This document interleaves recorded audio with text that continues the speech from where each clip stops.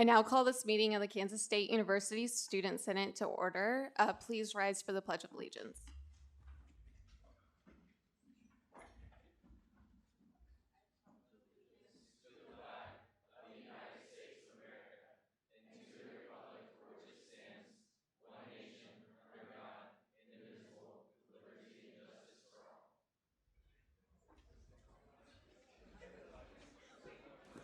All right, now we'll now be moving into first roll call.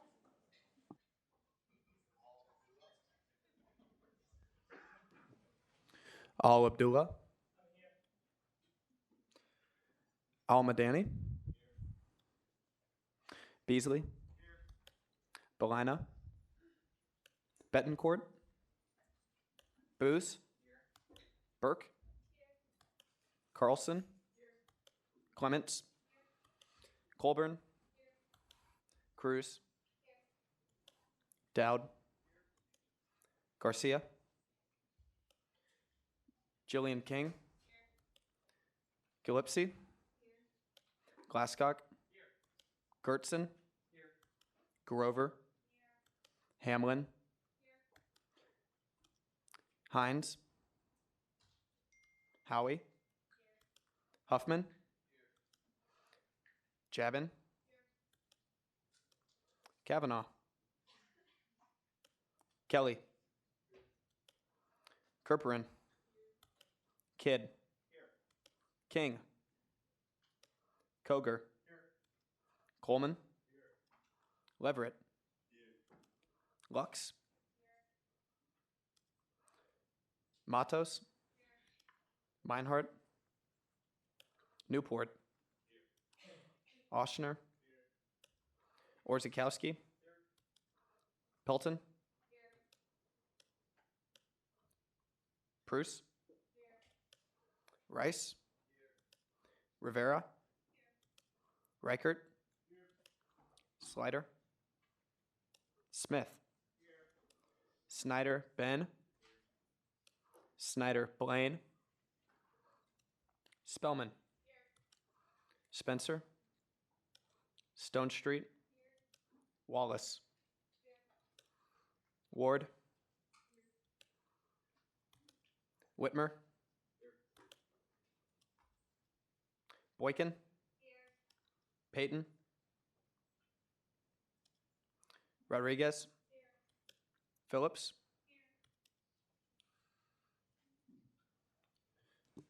Okay, we'll now move into first open period. Our first open period speakers tonight are Barbara Braga and Matthew Kearns with Housing and Dining Services.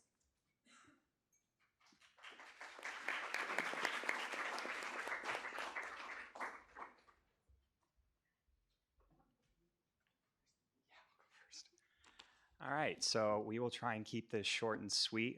We are here to talk to you about an opportunity this coming fall to help us with our move-in process of our incoming students who are going to be living on campus. It's a really great opportunity for you to get your name out there, as well as to provide a really great first experience for our students as they come onto this campus. I'm going to let my colleague here give all the details of that, but I wanted to inform you that we're going to have a sign-up sheet that we're going to pass around if this is something that you're interested in participating in. Clearly, we did not know how many of you were actually going to be in this room, so just feel free to use the back as well if we get there. And if you could turn that in to Nathan, who has agreed to compile that for us at the end, that'd be great. I'll turn it over to Barbara. So the opportunity that we're talking about is actually called Welcome Cats. If any of you lived in the residence hall previously, this was also known as Move-In Crew. We've changed the names just a little bit. And we know most of you are very well connected around campus. And so what we're asking for is to help us spread the word. So when we collect emails, you all will be included in the email blast that we're going to be sending out throughout the summer for people to sign up to help us welcome our new students, right? It takes a village when students come in, as we're trying to get everyone and settled into their spaces, but also making sure that they feel connected to the K-State family. And that's where you all can come in and help us out. So our move-in days for the residence halls will have an official opening, which is like when our early arrivals start, will be Sunday, August 18th.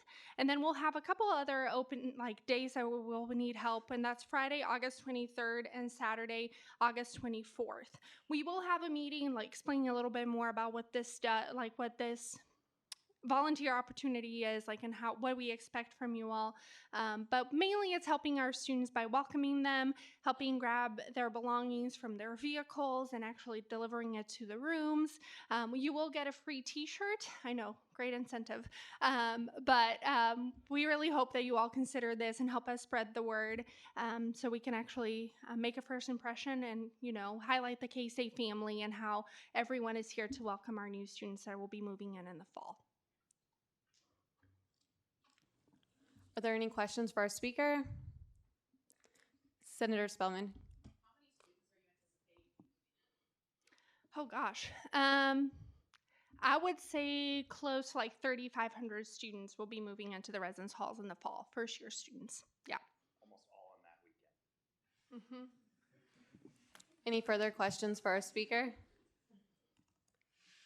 Seeing none, thank you so much for coming. Great.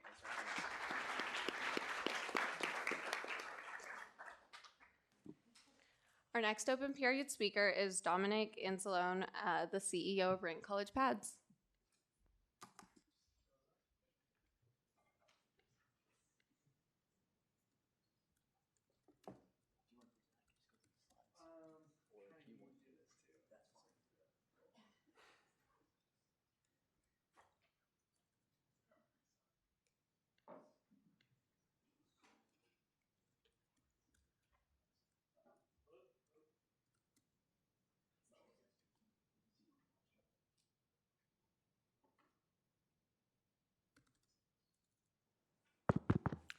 There we go, we're on.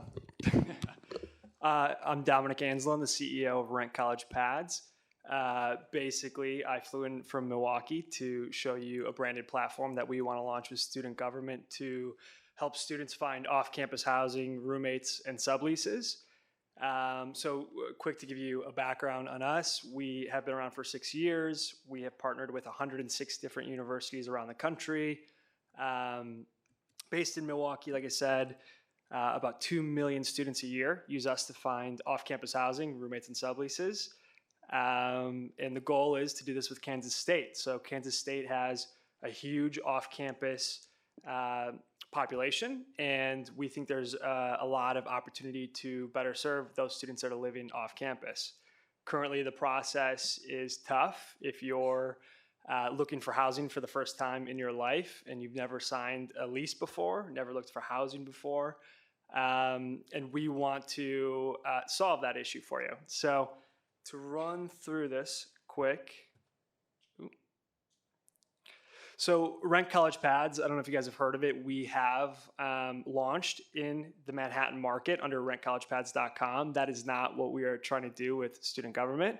We want to launch out a branded platform that would be branded in the university brand. So it would be one and the same with the university website, which the entire purpose behind that is it would get more trust from the students that are using it, the parents and the faculty and staff. It would also allow us to police the market more, meaning we could drive students to the good property groups and kind of try to keep them away from the bad property groups. So this traffic number is the amount of students that have used us in the Kansas State market. So these are unique students in the last 12 months that have come to Rent College Pads to find an apartment, 12,500. So basically the goal would be to transfer all these student users to the branded platform.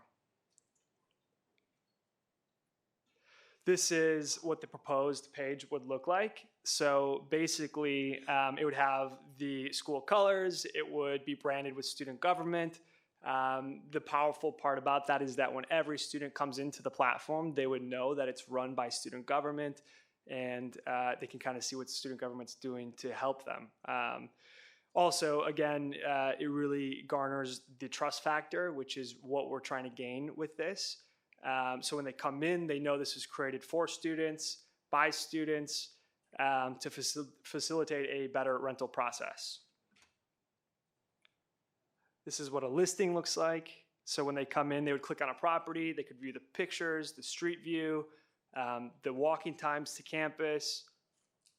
This is the walking time, so they could click it to any university building that is near campus. So they would look at the prospective property and they could see how long it would take to walk, how long it would take to bike, the bus routes, everything, so that they could map out their commute for every day. Filters. Actually, I'm just going to jump into the actual demo instead of doing this. 1 second. So here's what it would look like. So students would come in, they would basically change their bed count, the bath count. They would put in their rent range, and then it would populate the map with all of the available options off campus. And then they would search through these listings and they would pick one that they were interested in. Like this one, they would look at the images. If they were like a foreign exchange student and they didn't know the neighborhood, they could check it out with like Google Street View, for example. Here's the walking time thing I just showed you. So you can change it to bike times. That shows like all the bike routes around campus. The busing route, which there isn't one from this property to the university building, Haymaker Hall, the driving time, so you can see how long it would take to drive. You go down, you can see like reviews. So reviews are a big deal. So basically you have to use your student ID to create a review. Then you know that other K-State students are the ones that created these reviews. So every single property would be rated on these 5 questions. And then you would, I guess, know if this is a good property or a bad property. And then just some more amenities and details about the property. You could change the language. So if you don't speak English, you could change it to Albanian, for example, and you can see the entire site in a different language. So that's really helpful. Right now, if you're a foreign exchange student and you're studying abroad, a lot of times when they come to America, they don't trust the American sites, so they'll rely on other friends that they have in the market, and they'll end up living in one apartment building a lot of times because they're relying on the feedback from their friend that's in America. So we want to change that and create a trusted resource for them. So I'm going to send this all out to you guys so you can go through the entire thing. I guess just to give you the high level, you can save these to your favorites, so you can review your favorites list. You can share that with your friends when you're comparing properties. We'll have it so you have to log in to the roommate side, to the sublease side with your school ID, so it's all protected. So the whole site is built just for students, so you could trust it a lot. We think that if we launched it here at K-State, we think we could have over 10,000 students using the site to find an apartment a year. I think that's powerful for student government to do. I think there's a huge need in the market today. We know there's a lot of properties that are really bad off campus and a lot of property groups that don't fully support keeping their properties up to date and up to code. So we met with the city today, and a big goal that we'd have with the city is to display the properties that are up to code with like a student government badge. And that badge would then give students the ability to know that that property passed code. Currently, if a property is not up to code, there's no process really for that. I think they said only 100 properties in the market that I've listed. The goal would be to make this site so powerful that every single property group in the market used it and every single student in the market used it, which would get more landlords to go through these inspections. So that's a super high level version of it. You guys should all have the video. It's like a little tutorial on all these features. I don't want to like run through it because I think that's kind of boring. But we think that working with student government, we can make this happen. I think that we really just need student government to be on board and to back it. We are kind of targeting the Big 12 right now as far as schools. So 3 weeks ago, we partnered with Texas Tech. We are close to partnering with a few other schools in the Big 12.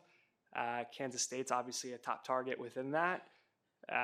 So I guess I'll open it up for questions then and see what you think. So I guess any questions? Are there any questions for our speaker? Speaker Pro Tem Bothwell. Can you kind of speak to like the legal implications of using the site? We've discussed like different alternatives for finding like safe and affordable housing, and I know a challenge that student government's faced in the past has been like since we're a state university, like there's like things regarding what we are allowed and not allowed to promote. Can you kind of speak to that a little bit? Yeah, so I've heard that at other markets that we've launched at before, and we kind of looked into some of those laws that are out there currently. So, we didn't find anything that would prevent us from doing that or launching into the market. I think, what we would be doing is just launching a platform to allow students to make a more educated decision on where they're going to live. And that's a powerful thing. So I think a lot of the rules that are out there are if the university were to get involved with private housing, for an example, and that's what that's protecting. So this is a lot different than that. This is just an unbiased marketplace where students would come to compare their options and they would get better prices, better location, all that stuff. Does that answer your question? Is that good? Okay, got it.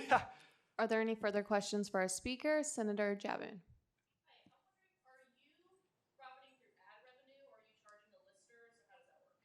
That's a super good question. So basically, we make our revenue through the property groups. So when we did our first partnership with Marquette University in Milwaukee, they said they would never pay for the site. They said the students would, of course, never pay for the site. So we ended up finding a way to get the property groups to completely fund the model. So the university pays nothing for it. The student government pays nothing for it. There's actually a revenue share. So student government would get 10% of all revenue that's created from the platform. That 10% can go towards any cause that student government wants to put it towards. But property groups already have a budget line item for this. So meaning they advertise right now on Zillow, apartments.com, wherever else. And we kind of take over that budget in a lot of ways. On top of this, what I didn't mention is we also do like a housing fair. So we would be promoting housing fairs for the students as well. I know there's already one that's currently done. But we would take it over and try to get a lot more students to attend that housing fair. Are there any further questions for our speaker, Senator Beasley? Yes. Do properties or research people who rent out properties, do they go through any vetting process before being listed? I know that you mentioned. Yes, we're trying. Across the country, we've tried, and it's not the easiest thing to do. Basically, to do like inspections, the city has to be on board with that. So, for example, here in Manhattan, we could go and we could list the properties that have had that inspection, and that's what we would do. But the biggest way is reviews. So student-run reviews is a super reliable system, and we get thousands of those. So it's really easy to do. And that's the best way to point students in the right direction. But beyond that, we also have a 3-strike policy. So if a property group violates our policies 3 times, we kick them off of the site. So it's really about protecting the students. Everything we do is about making sure that students are not being directed to the bad property groups and they're getting directed to the good property groups. But Manhattan, the city, has like one of the best programs that we've seen as far as listing those inspections. So we could just pull that data right onto the site. Yeah. Any further questions for the speaker, Intern Coordinator Colburn? What does the revenue look like at the sites that you've already launched? So it's different everywhere based on the size of the market. So the revenue it would generate for you, student government, would be between $10,000 and $50,000 per year. So it's not the biggest amount ever, but it's enough that you can fund scholarships for students. A lot of schools want to do like housing for homeless students. So it's kind of cool, the things that you can put that revenue towards. Granted. And then for a property company to get listed on the site, what does that cost look like for you? So it's all over the board. Basically, we want to get the mom and pop shops on with like one house. So right now, a lot of the students get directed to just the big apartment buildings or the huge rental companies. We want to get everyone. So it's a scaling price package. So it can go from $5 a month up to $250 a month for the bigger apartment buildings. Yeah. Any further questions? Senator Oxnard.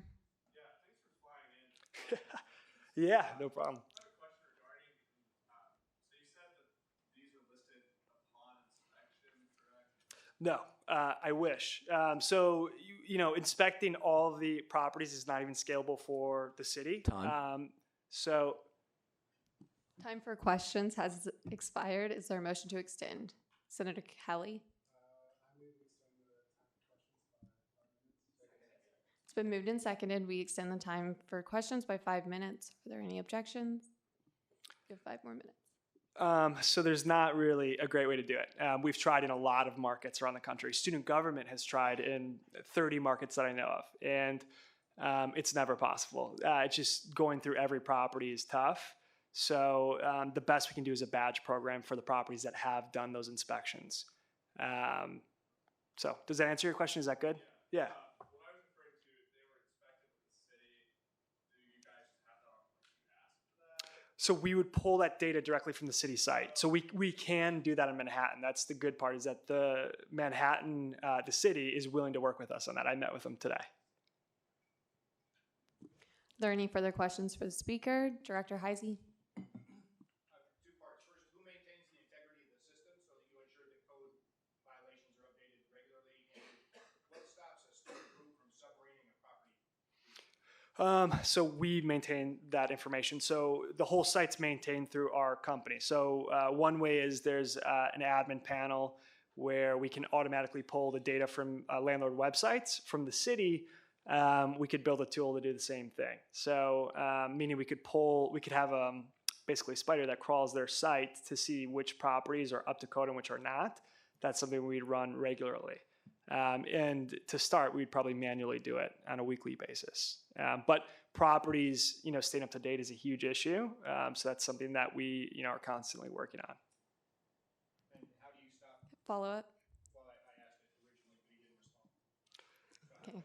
Follow up. How do you stop student groups or collectives from submarinating property groups? Meaning like they go into a property group and just Bad reviews up on the board and just trash it. so that's always the risk with reviews. That's the tough part. So at a lot of universities, we take away the comment section to start, but we make students log in with their net ID, and usually that gives enough accountability that they're not going to go out there and just post random stuff. And we've never seen it really happen that way when they're using their net ID. On Google, for example, though, people do that all the time. And then the property groups hire companies to post a bunch of fake reviews also. So the integrity of Google goes, way down, and that's the issue with Google. And we're in a position as the university to basically, create a system that can be trusted because we have these student IDs, for example. Any further questions for the speaker? Chair Booz? Thank you. You mentioned a lot having student IDs and requiring those to log in. Do you have to contract with the school to get what's a valid student ID? Yeah, great question. So we use a system called Shibboleth, and that's what the university uses to connect with us. It's called an API.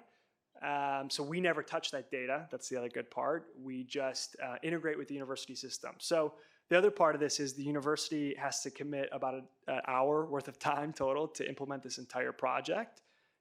Since there's no cost to the university, that also simplifies the entire contract a lot. So every portion of this is very easy to get done as soon as student government pretty much gets behind it. So the Texas Tech partnership, we agreed to it 3 weeks ago. It's already done and fully implemented. It launches on Monday, so to the entire market. That's probably the fastest we've ever moved, but it's pretty simple from that standpoint. Granted. So I noticed the premium marking on those Yeah. two home sites. How does the premium versus non-premium fit into your revenue model? So premium, they pay more to be at the top because they get a lot more attention. So for example, for those spots, they pay an additional $3,000 per year. So $250 a month. Yeah. Any further questions for a speaker? Caucus Leader Kidd. So you might have already mentioned this, which if you did, I apologize. But so students need to log in in order to put their reviews in. Yeah. But that student's data is not shown to other users, correct? That's correct. Yep. You're welcome. Any further questions for our speaker? Senator Coleman. Hi, thank you for coming. So you talked about your three strike system. Could you tell us a bit more about that, what those strikes are? So we'd build that with you all.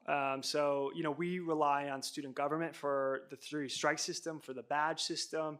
So anything we do to police the market, we set that policy with you all. So we really need the students to be behind it before we can enforce it, which is a huge part of this partnership. We feel like if we don't have the student body backing us, it's tough to go to the landlords and enforce that. So at the University of Minnesota, where there's 47,000 users a year, and the landlords, if they're not on the site, they're not filling their units, they really care about being on the site.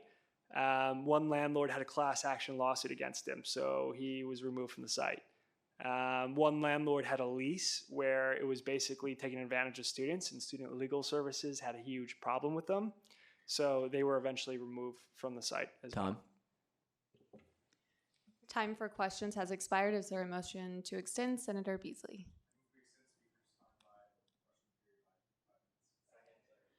It's been moved and seconded that we extend the speaker's time for question by 5 minutes. Are there any objections? Seeing none, you have 5 more minutes. Any further questions? Caucus Leader Berg. Do you have any sense of what percentage of the housing market is currently accounted for in your listings? Currently, I don't. I know at every university that we've partnered with. So Rent College Pads and the university site are two completely different things. The university site's a much more powerful platform than what Rent College Pads could ever do on its own.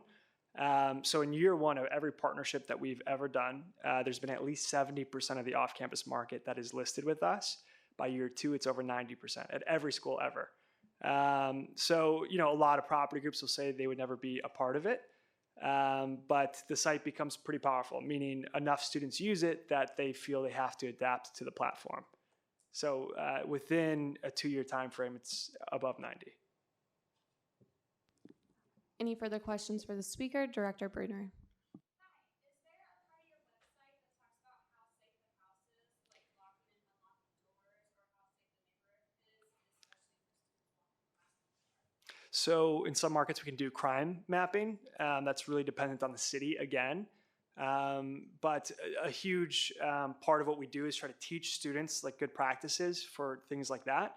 So we are launching an entire educational series for students. So basically on the landing page of the site, which I'll show you Texas Tech because yours is not done yet, there will be a section in here where basically you'll go through a course. So you'll have the option to go through a course, and it'll teach students how to sign leases, what to watch out for in leases, what to look for when you're renting an apartment, what to do when you move in, move out of an apartment, things like that. And then if you pass a short test at the end, you're a certified renter and you would get a deal on your rent. So that's something we're rolling out nationwide. The goal is to get 10% of our users at every campus to go through it. So we're hoping for 200,000 users in the first year. Any further questions for the speaker? Chief of Staff Polson. Yeah, can you talk a little bit about the roommates tab and how successful that has been? Yeah, for sure. So it's not built out yet, but at some universities, so it'll look like this. Basically, students fill out this form, and this is how you would kind of pick the roommates that you would live with. We can also customize this. It's different in a lot of different markets. But basically, it's widely used. So a big issue currently is that students want to live with other K-State students, for example. So on this platform, it's nothing but K-State students. If you're looking for a roommate, your information's just not out there on Facebook, for example. It's just other people looking for roommates. Some markets have like 30,000 postings in this. It's also good for the situation where your roommate has to move out because they have to study abroad, or who knows what happens, they have to leave at semester. You can post in here to find another roommate for your apartment.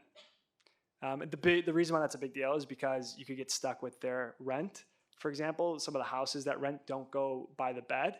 It's by the unit renting. So if a roommate moves out or can't pay rent, you're on the hook for that rent. Any further questions? Caucus Leader Speltman. Thank you for coming. My question is focusing on the safety of houses.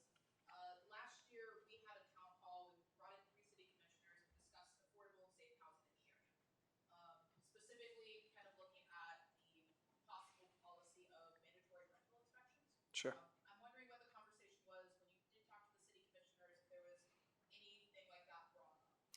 Yeah, there was. That was the whole time. So basically, mandatory inspections will be very tough because it'll just be tough to pass that. So the way to do it is by making a website that's so powerful for the property groups that they have to kind of play by the rules a little bit of the platform we've created.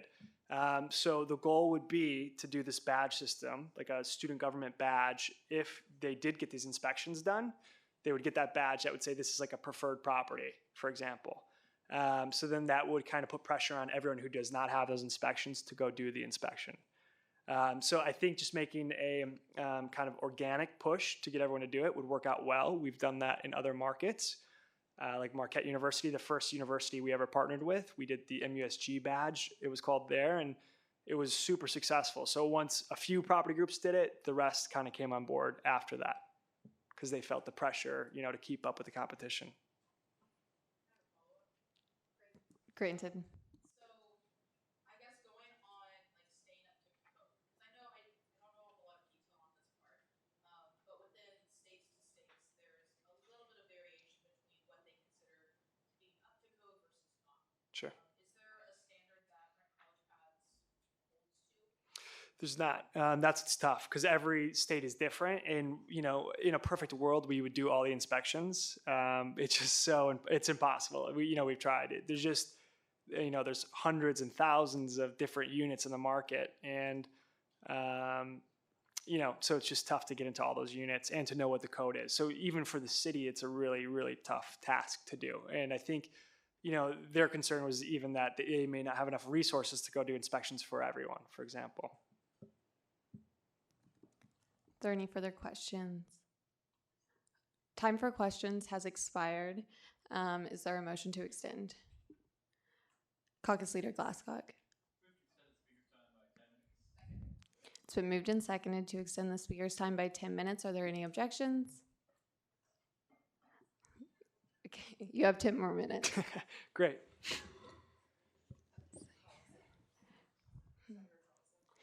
Oh, Senator Carlson. I have two questions. So the first one is, how would this site work with the Rent College Pad site? Like, would they both be active at the same time if we were to start this? And then, what's like the timeline that you're kind of looking at for launching this? So Rent College Pads would still be alive as a side brand, but it wouldn't compete. So we'd basically move all those resources to the university site. We just can't kill off the Rent College Pads site because there's active contracts.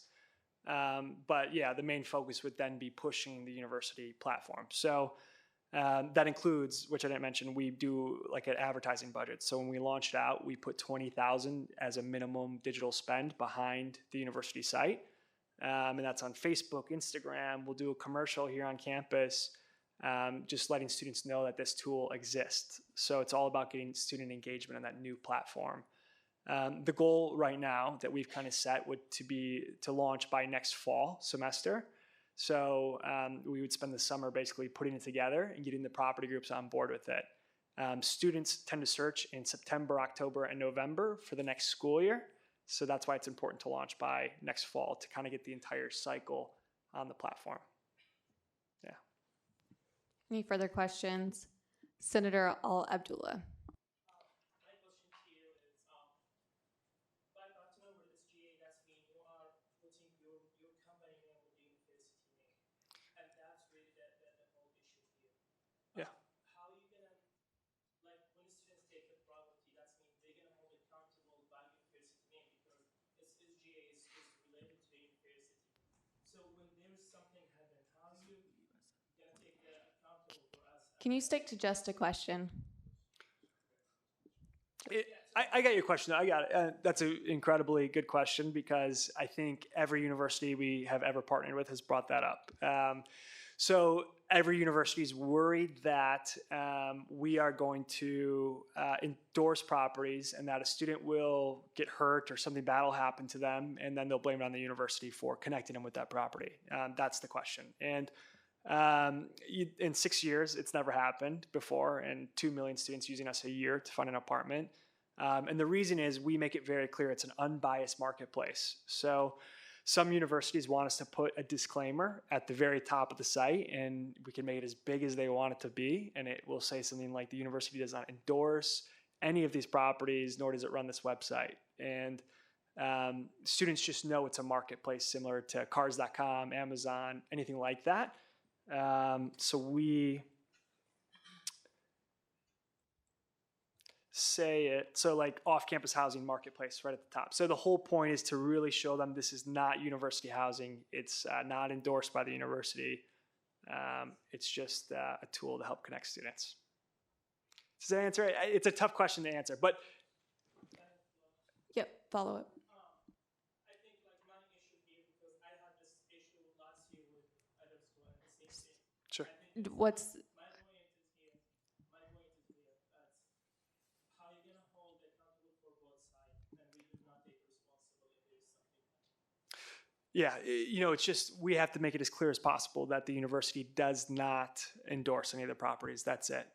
So, the university isn't liable for someone, renting an apartment from the website. It's just every option in the market's on there. The same way if you get in a car accident after finding your car on cars.com, or Amazon, for example, it's the individual owners that are liable for that. But even in our agreement with the university, we make it very clear that we take all the liability away from the university. So we hold the university harmless in that situation as well.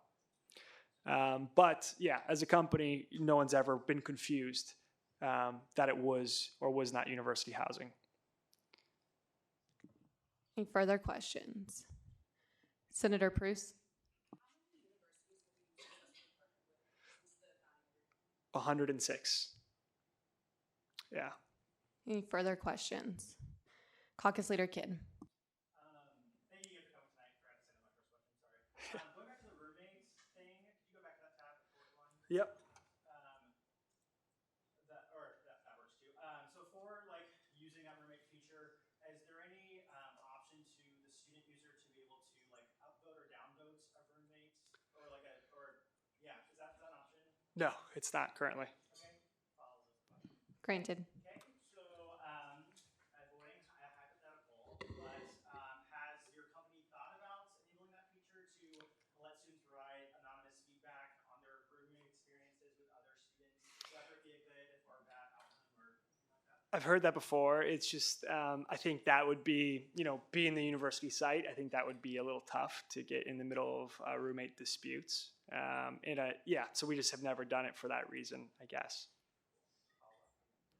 Granted. And then my bonus question is, under what circumstances would your company side, under what circumstances would a student be banned from access to the system, or would that, can it happen, or people?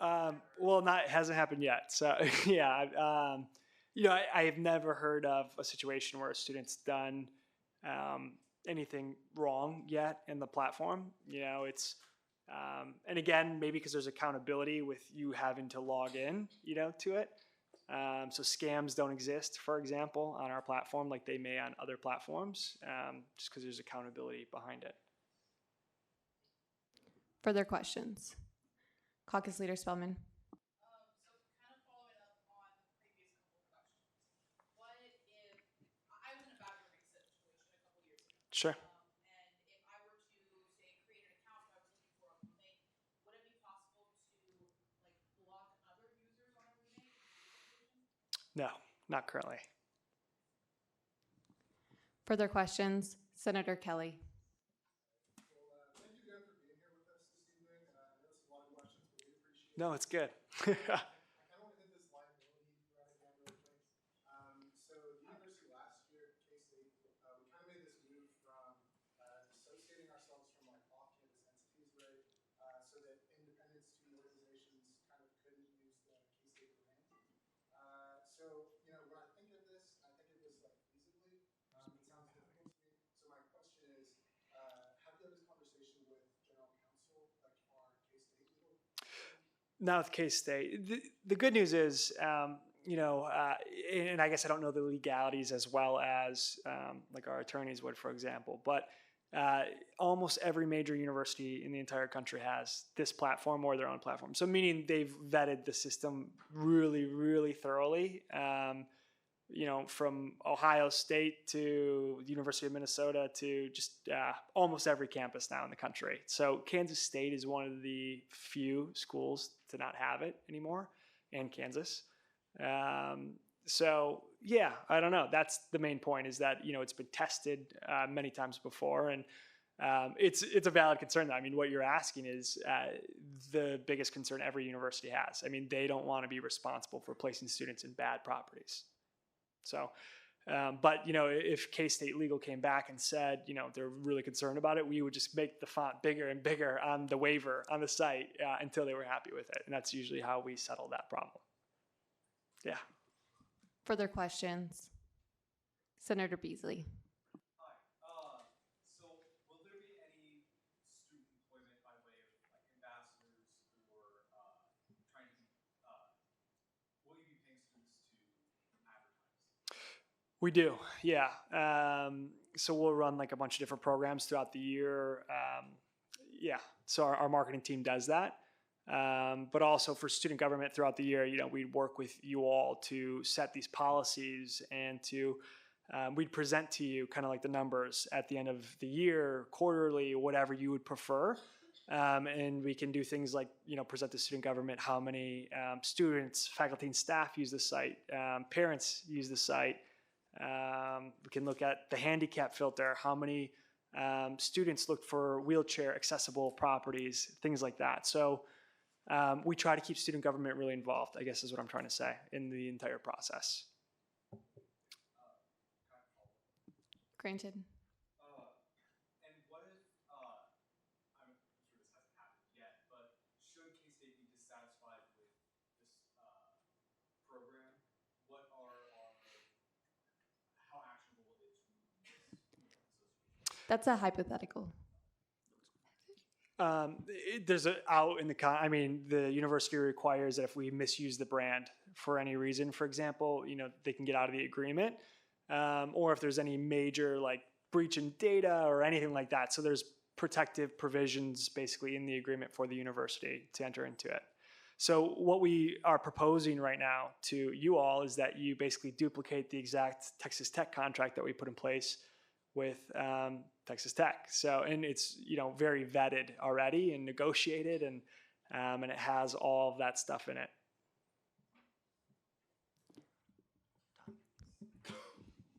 Time. Time for questions has expired. Is there a motion to extend? Chair Booth.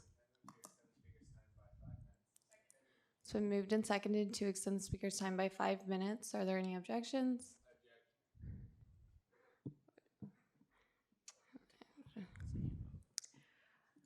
Okay, so we'll go ahead and do a hand vote then, since we have an objection.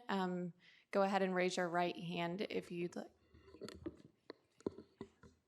Both hands if you have a proxy, but go ahead and raise your hand if you want to extend the speaker's time by 5 minutes.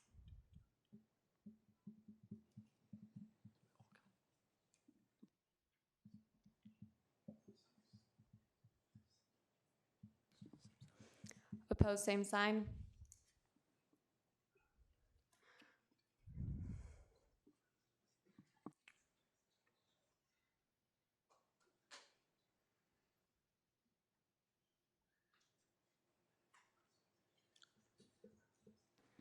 Okay, 7 to 35.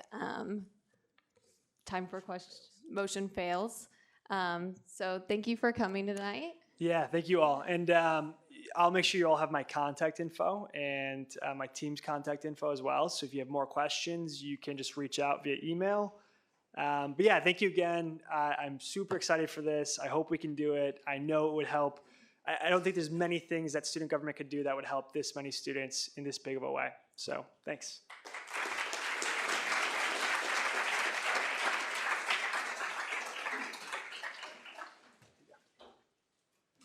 Okay, we'll now move into approval of the minutes. Is there a motion to approve?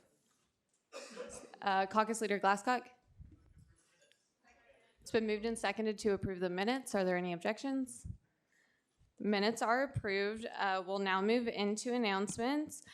First, senators tonight will learn which committee they're serving on following the meeting. Following the end of the meeting, we request that you stay to meet with your committee briefly to learn who else is on your committee and to set goals for the next term. Second, the Vice President for Student Life and Dean of Students Search Committee would like to extend an invitation to SGA to attend a student organization reception with the candidates that are visiting campus between April 29th and May 3rd.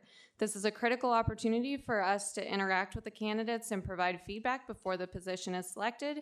These will be taking place on Monday, April 29th, Tuesday, April 30th, and Thursday, May 2nd, all of those dates from 1 to 2:30 p.m. in the K-State Alumni Center banquet room. Third, the SGA reunion will be taking place 4 to 6 on Saturday, May 11th in JP's in the Union. As current members, you all are invited to attend. There is a registration fee of $10 per guest. If you plan to attend, please register as soon as possible. The link was sent out with the agenda last night. Proxies, we have Koger for Meinhardt, Lux for Kavanaugh, Oxner for Hines, Orzakowski for Payton, Rice for Betancourt. The quote of the week is, that's a tough one. I'd have to say April 25th because it's not too hot, not too cold. All you need is a light jacket. Cheryl Fraser, Miss Congeniality. Okay, we'll now move into commendations. Is there a motion to consider Resolution 8? Chair Booz. It's been moved and seconded to consider Resolution 8. Will the author please come forward?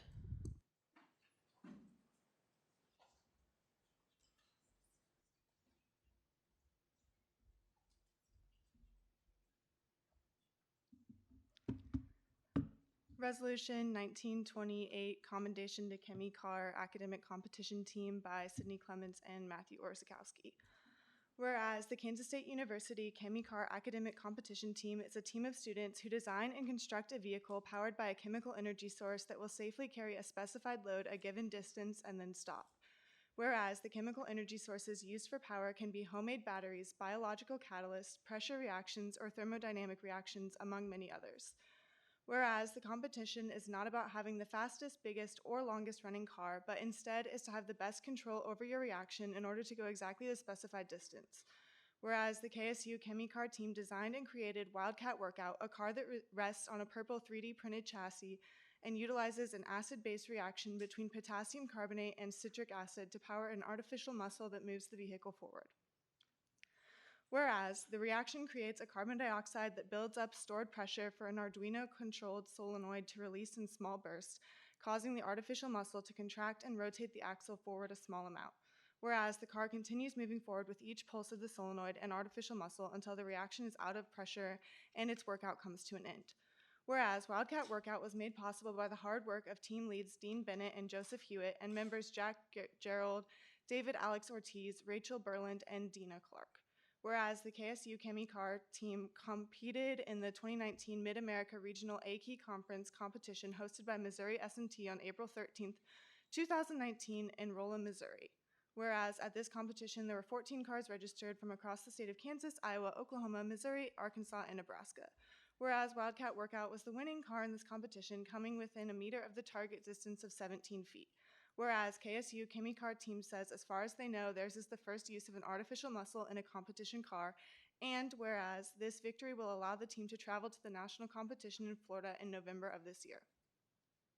Be it resolved that, Section 1, the Kansas State University Student Governing Association commends the members of the Kemi Carr Academic Competition Team for their successful year and congratulates them for winning the 2019 Mid-America Regional A-Key Conference competition. Section 2, the KSU SGA wishes Kemi Carr good luck and continued success as they represent K-State at the national competition in November. That should be Section 3. Upon passage by the Student Senate and signature of the Student Body President, a copy of this resolution shall be sent to Kemi Carr advisors Dr. Keith Hone, Dr. Jennifer Anthony, and Dr. Andrew Duncan. Kemi Carr President Catherine Kellogg, Kemi Carr team leads Dean Bennett and Joseph Hewitt, Kemi Carr members Rachel Berland, Dina Clark, Jack Gerald, David Alex Ortiz, Dean of Engineering Dr. Darren Dawson, and University President Richard B. Myers. We got that correction for Section 3. Are there any questions for the author? Okay, is there a motion? Senator Grover. It's been moved and seconded. We approve this resolution unanimously. Are there any objections? Resolution 8 is approved.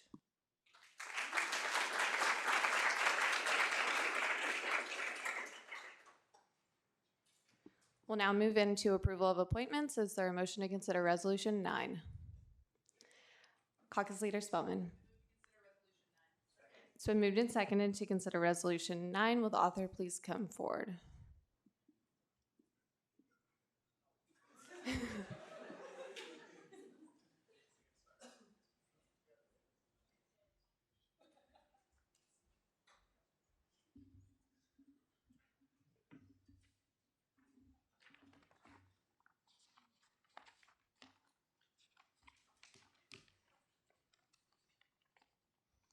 All right.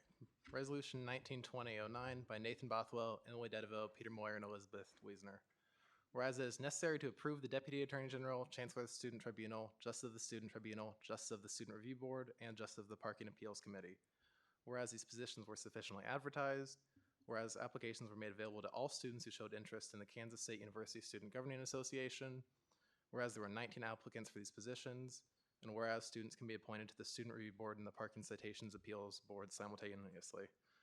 Whereas the following individuals have been selected by the student body president in consultation with the Attorney General to serve on the basis of their leadership ability, experience, and dedication to serving the Kansas State University student body throughout the next term. Whereas this appointment is subject to the approval by Student Senate. All right, the following individual has been selected to serve as Deputy Attorney General for the 2019-2020 term. Ashton Hess. The following individual has been selected to serve as Chancellor for the 2019-2020 term. Annalie Hobbs.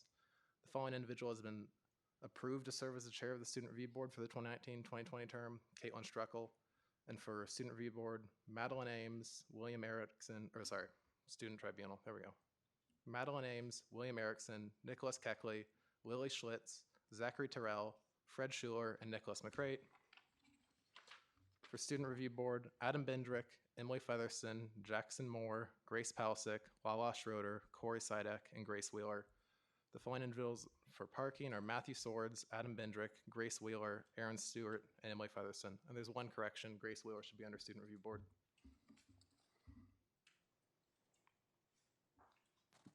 Are there any questions for the author? Seeing none, is there a motion on this resolution? Caucus Leader Spelman. It's been moved and seconded to approve this resolution unanimously. Are there any objections? Resolution 9 is approved. Will all the judicial members this evening go ahead and come forward to get sworn in?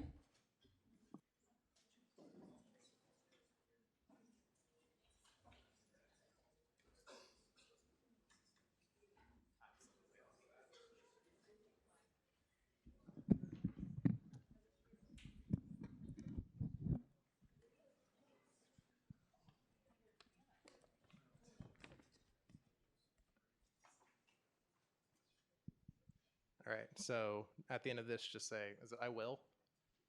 I do, sure. I do solemnly swear that I will faithfully uphold the office of KSU Judicial and will, to the best of my ability, preserve, protect, and defend the Constitution of Kansas State University Student Governing Association. All right, so go ahead and introduce yourself, name, hometown, major, and favorite smell. All right, I'm Jackson Moore. I'm from Olathe, Kansas. I am a political communications major, and my favorite smell is coffee grounds. Hi guys, my name is Lala Schrader. I'm from Bronx, New York. I am a double major in animal science and also philosophy for pre-law. What was the other question?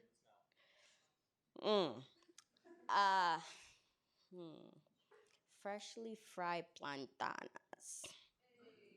Can't beat that. My name is Zach Terrell. I'm from Leawood, Kansas. I'm double majoring in computer science and history, and my favorite smell is caramel. My name is Madeline Ames. I'm from Olathe, Kansas. I am a double major political science, pre-law philosophy with a minor for communication studies. And my favorite smell is beer at a baseball game. Don't know if I'm allowed to say that, but there we go. Hi, I'm Annalie Hobbs. I'm majoring in marketing and economics, and I'm from Overland Park, Kansas. My favorite smell is those little snap fireworks, and you just throw them on the ground. They go poof, and they smell good. So, I'm Matthew Swords. I'm from Gardner, Kansas. I'm a freshman majoring in accounting, and my favorite smell is Annie Ann's pretzels. My name is Grace Palsick. I'm from Olathe, Kansas. I'm majoring in philosophy and political science, and my favorite smell is after you burn out a candle.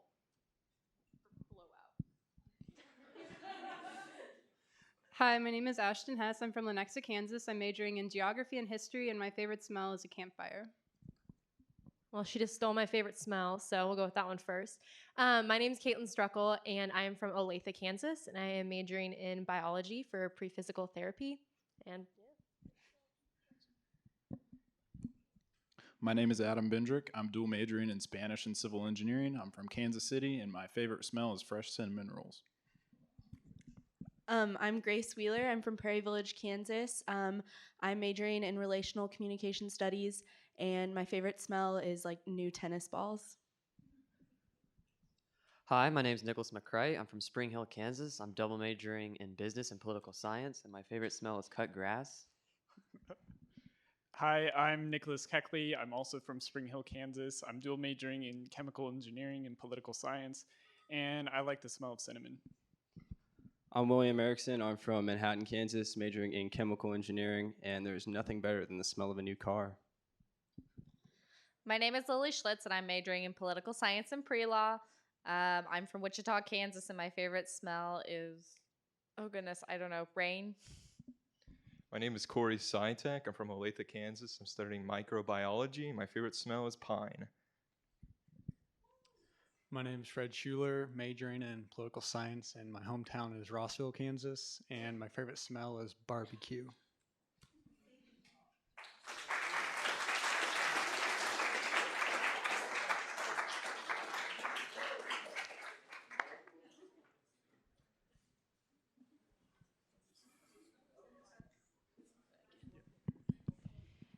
All right, is there a motion to consider Resolution 10? Senator Grover. It's been moved and seconded to consider Resolution 10. Will the author please come forward?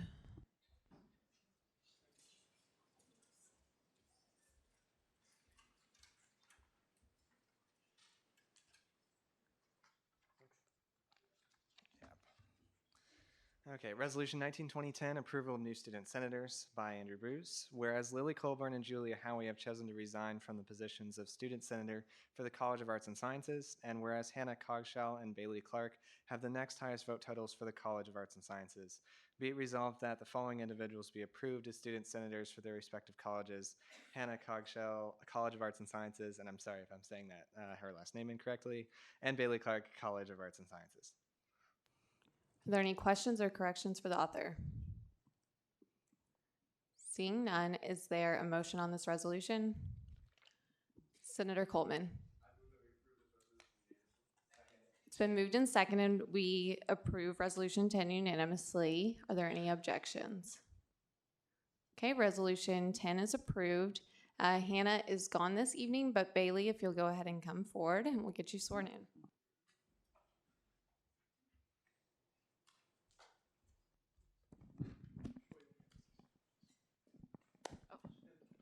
You go that way. Okay, yep, right hand up. I do at the end. Okay. I do solemnly swear that I will faithfully execute the office of student senator and will, to the best of my ability, preserve, protect, and defend the Constitution of the Kansas State University Student Governing Association. Okay. I'm Bailey Clark. I'm from McKinney, Texas, and my major is political science. I'm a junior, and my favorite smell is gasoline at the gas station.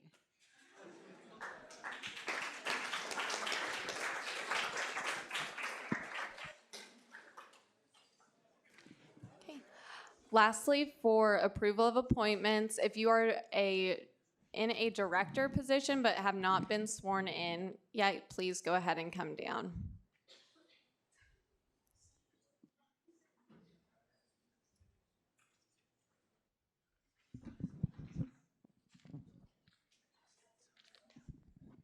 Okay.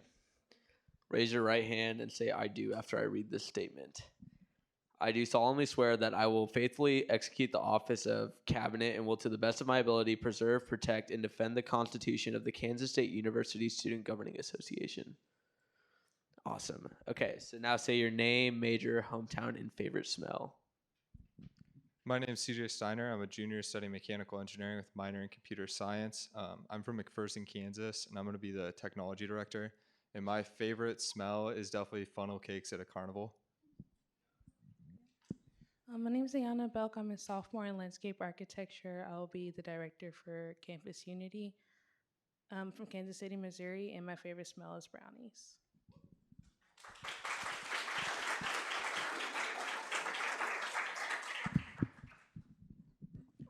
Okay, we'll now move into committee reports. Are there any committee chairs that would like to give a report?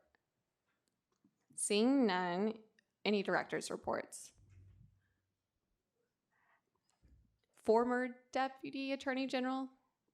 Does she need speaking, right?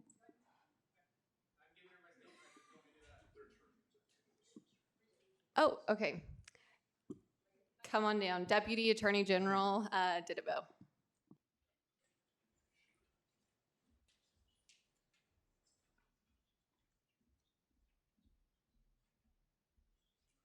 Okay, hi guys. So I'm the previous Deputy Attorney General from this last term, and part of my job is to give you guys like a state of the judicial branch for the last term. So that's what I'm going to do.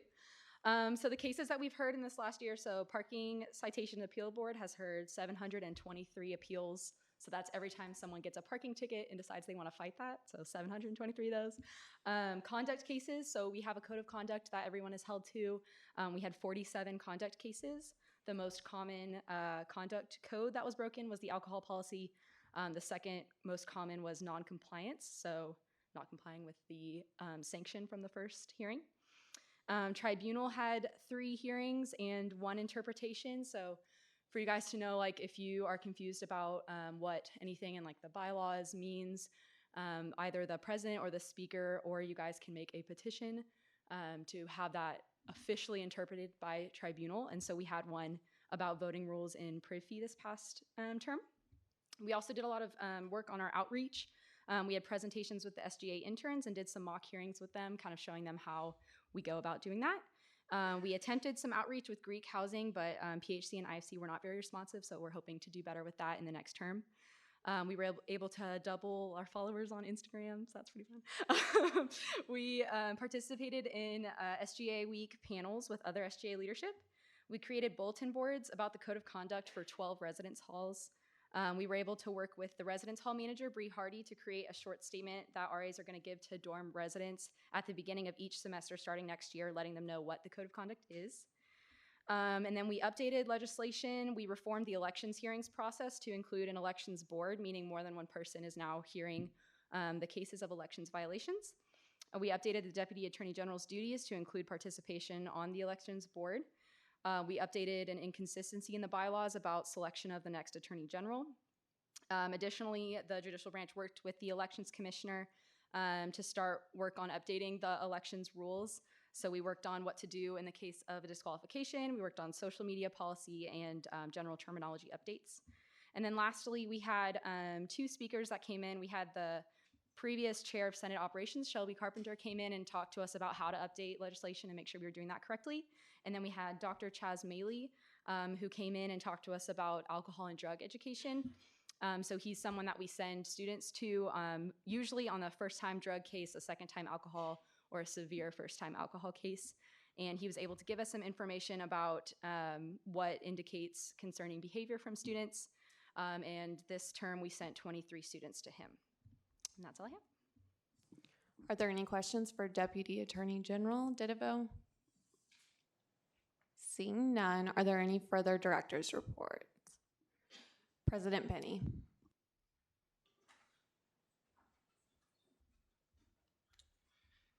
Hey guys, so just a few things for you today.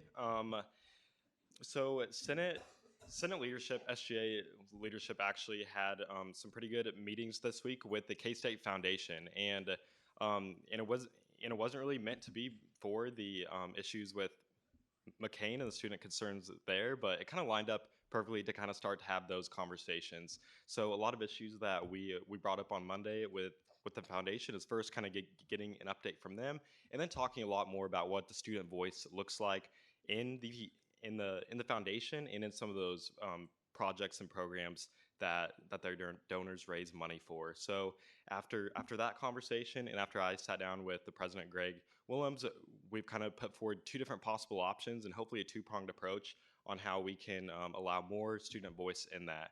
One of those being going and speaking at their all staff meetings, which happen every month at the foundation. So Ollie and I went and we met with student foundation exec last night with what a partnership would look like there about speaking to their staff and giving them a little bit more of that about that student view of what's happening on campus and student concerns there. And the other approach is we really analyzed how these projects start. I think there's a lot of misunderstanding, and a lot of these projects the idea is originated from the donors, and then it goes through the foundation to the university. But really, the vast majority of these start with deans and department heads around campus who bring this grand idea for a $15 million renovation to the provost and then to the president's cabinet.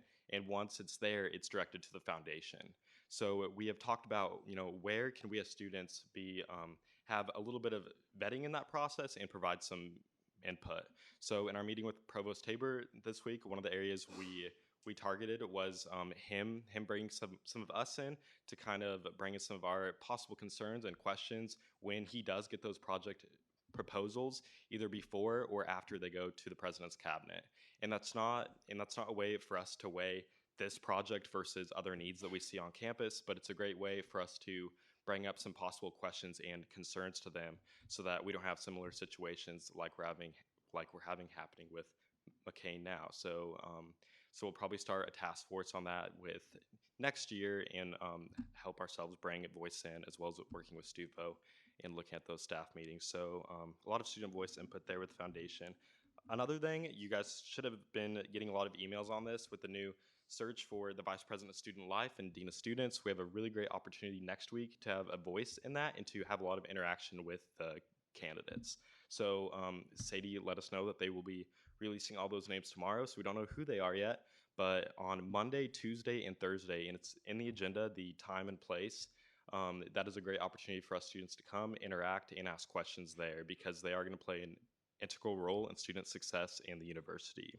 And then lastly, when we're looking at tuition for next semester, a lot of things are still up in the air, and a lot of that has to do with the higher ed funding budget. So Ollie, myself, and our legislative director, PJ, are going to head along with Jordan Lacey, Miranda, Faith, I think, to Topeka next Thursday to advocate for $50 million for that higher ed funding. So based on what happens there in the legislature is where our tuition rates will be set. If we get a very large number, but tuition's only going to go up a little bit, and then as logic makes sense, the less they give us, the more tuition goes up. And I'll have a more definite number on what the privilege fee is going to look like next week during my report. But that's it. Do you guys have any questions? Anything with the foundation, tuition, the search for a new VP? Any questions for President Penny? Caucus Leader Kidd.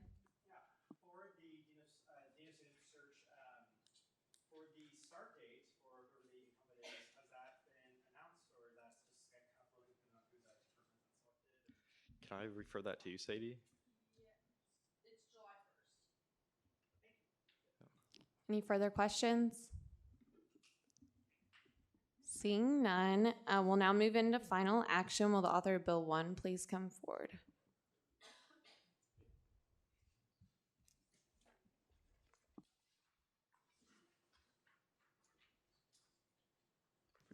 Have any changes been made? No. All right, first right to debate. Yeah, so I won't get into the entire spiel like I did last week, but so what this is, how we collect privilege fees, it is an estimation of what we need to raise in revenue for the next year. If we don't raise that amount in revenue based on not enough enrollment or bad debt, then that is when we have to pull from our reserves to make sure we are in the black on this. And so that is what the $175,000 estimated is going to do, is put us in the black on that line item for privilege fee. And along with privilege fee, to make sure this type of situation doesn't happen again, they're being a lot more analytical on looking at the potential drop in enrollment next year and what that number is going to be, so that we can hit a lot closer to that mark. Because just like us, they do not want to see us having to keep on pulling from reserves, because our reserve account is not endless, and so we cannot keep on going through this process. And so that, like I mentioned last week, is why you might see a higher increase in privilege fee, so that we don't have to put through legislation like this. And then I'll also point out line 17, our current balance on that is $842,000. And so yeah, it is going to affect it, pulling at 175, but we do still have a ample leftover amount in there. But I'd love to answer any questions on this piece of legislation. Are there any questions? Senator Hamlin.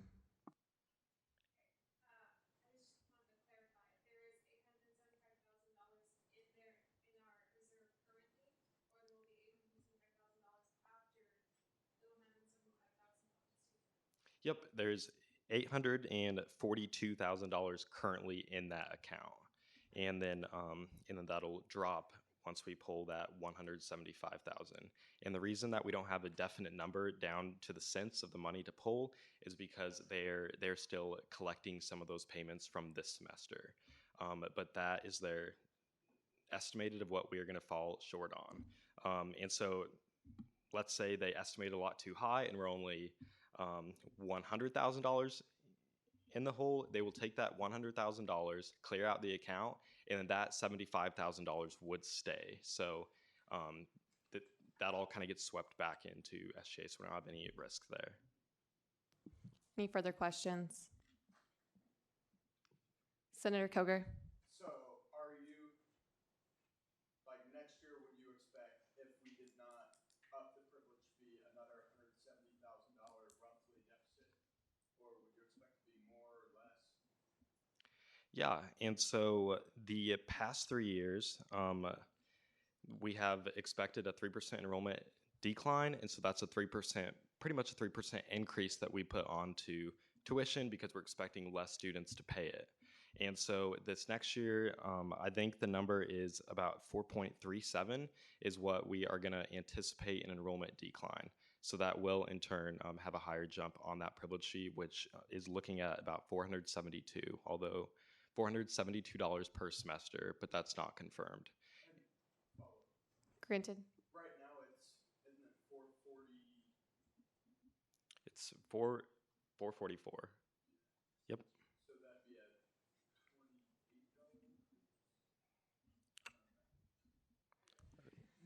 $28. Yes, is that correct? Yeah. So if Do you have a follow-up? If there's roughly 20,000 students and $28 increase per student, that would be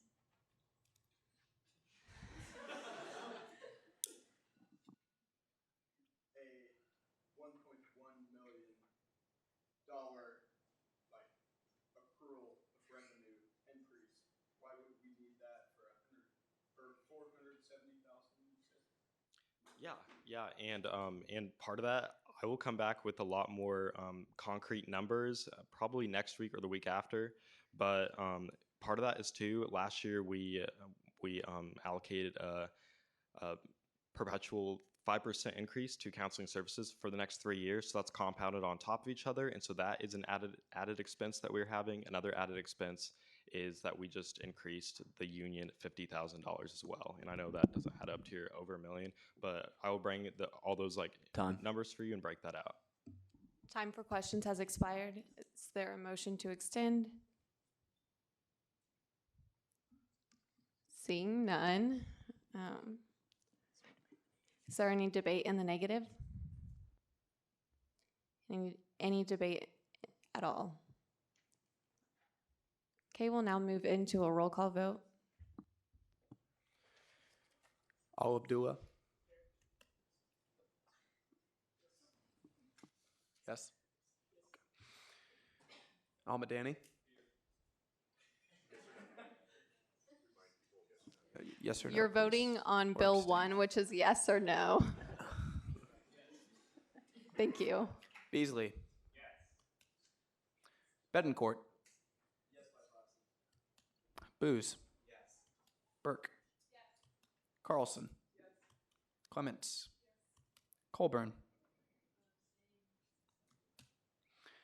Cruz. Dowd. Garcia. Jillian King. Gillespie. Glasscock. Gertson. Oh, nope, sorry. Grover. Hamlin.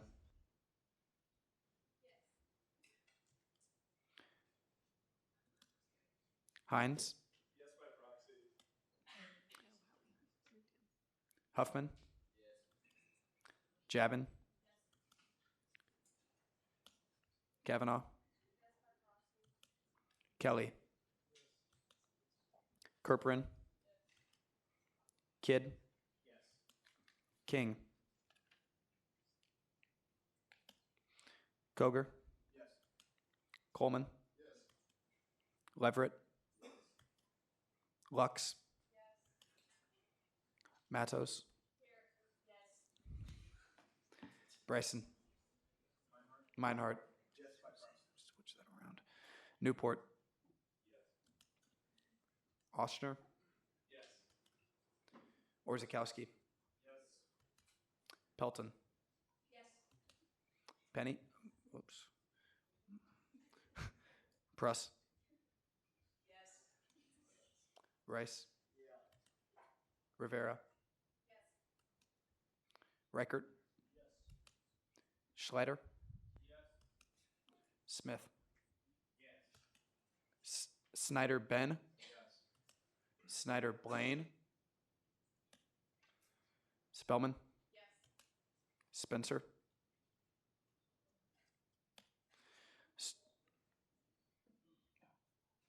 Stone Street. Wallace. Ward. Watkins. Nope, not today. All right.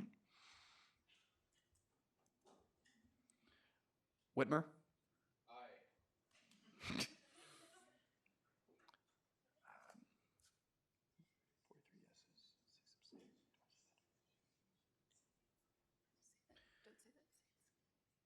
Aye.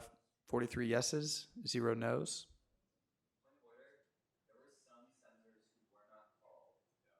Really? Shit. This has not been must.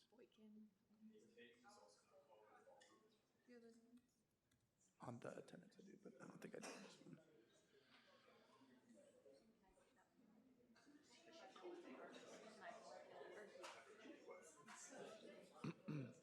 Okay, go ahead and be quiet while we write this down.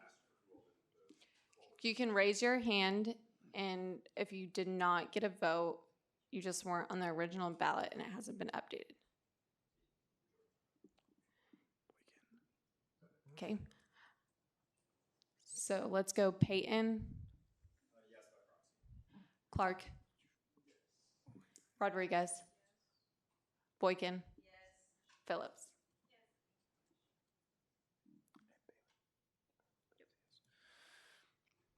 48 yeses, 0 no's.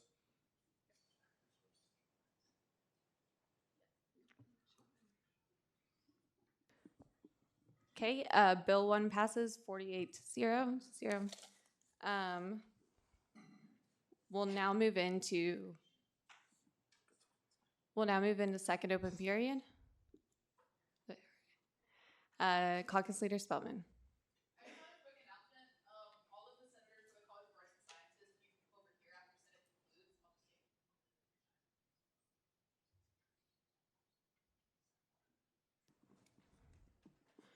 there any further second open period speakers? Chief of Staff Polson.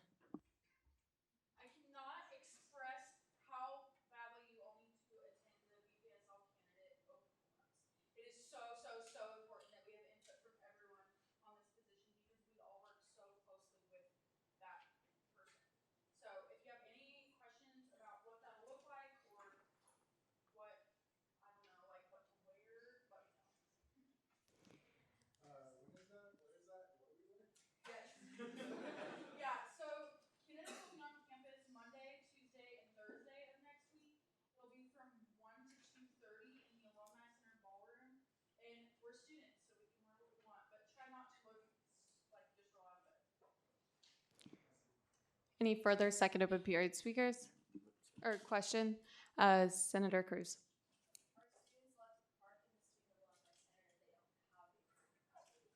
I was not chancing. So you can, but if you do, you need to go to the front desk and get a parking pass. No parking pass equals parking tickets that you can appeal to the. Okay, any further questions for Chief of Staff Polson? It's so important, go. Okay, any further second open period speakers? Okay.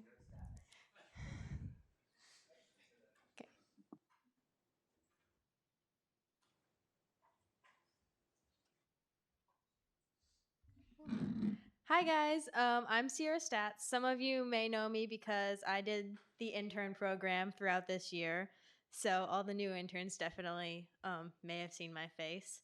But I'm here actually to represent Engineers Without Borders, which is within the College of Engineering. And I'm just passing out, or my friend Blake is just passing out some flyers because we're doing a Chipotle fundraiser this Sunday between 4 and 8. So if you could come and bring all your friends and just say you're there to support Engineers Without Borders and eat a meal and have fun, that'd really help us support our project right now because our goal is this August, we want to implement a retaining wall in a small village in Guatemala to stop the erosion that's really affecting that area. And it might like damage their school in the future. So we're really trying to get that implemented as soon as possible. But in order for that to happen, we need to have fundraising so we can do that. So if you would like to support us, come to Chipotle this Sunday, anytime after 4. So thank you.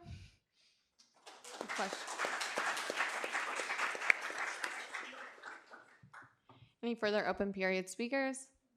Chair Booz.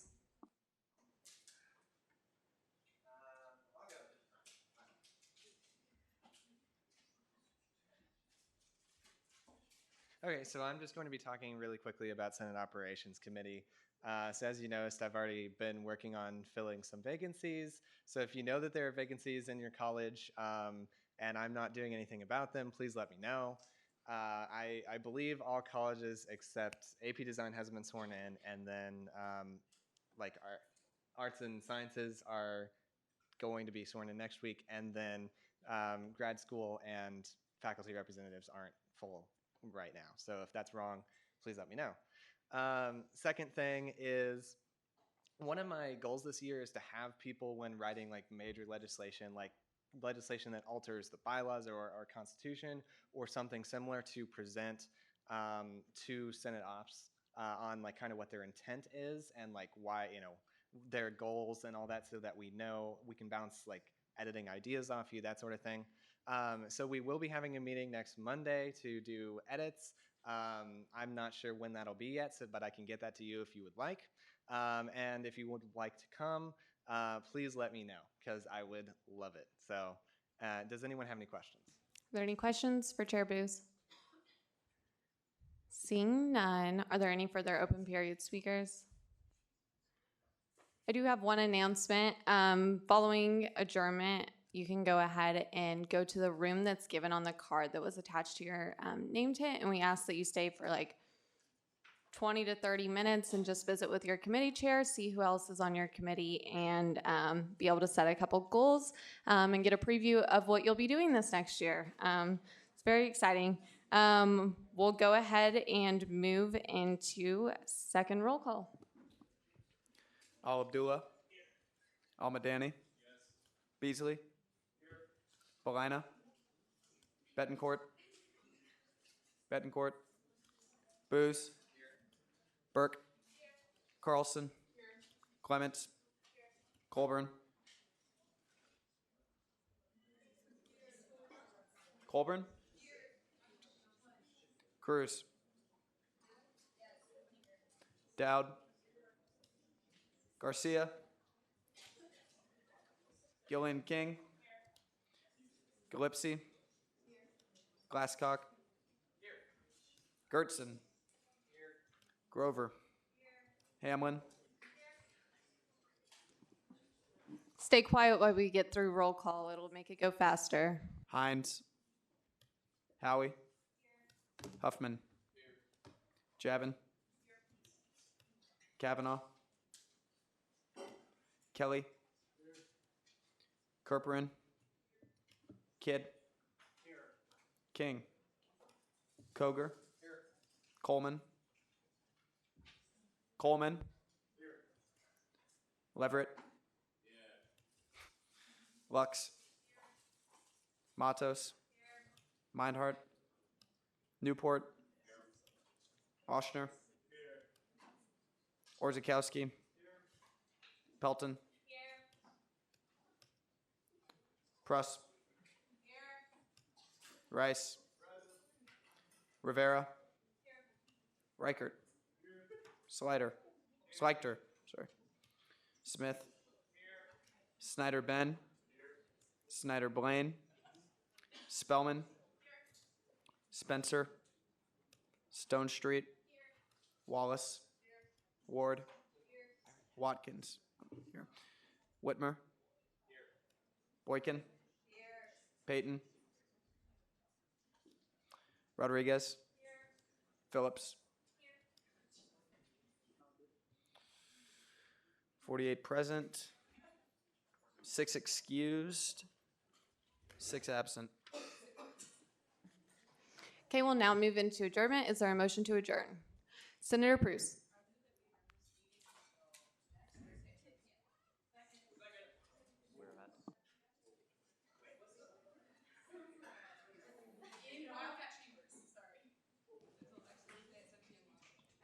Okay. It's been moved and seconded to adjourn this meeting until next Thursday, same time, same place. There's no objection. We are adjourned. One last thing, if your card says room 117, that's Nathan and I's office, so that's where you're at, so don't go wandering around.